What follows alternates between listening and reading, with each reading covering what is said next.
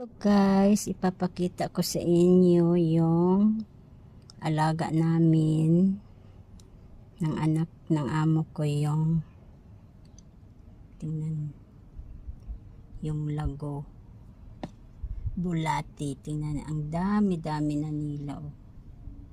Yan, gumawa kami ng compost.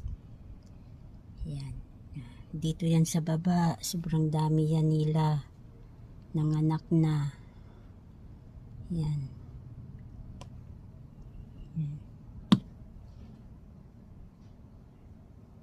Binibilhan niya talaga ito ng pagkain minsan. Yan. Yan.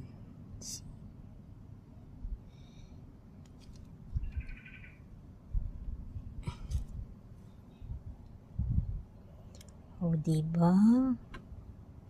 Yan, ito yung mga balat-balat na mga papaya. Yan, mga saging, kung ano dyan.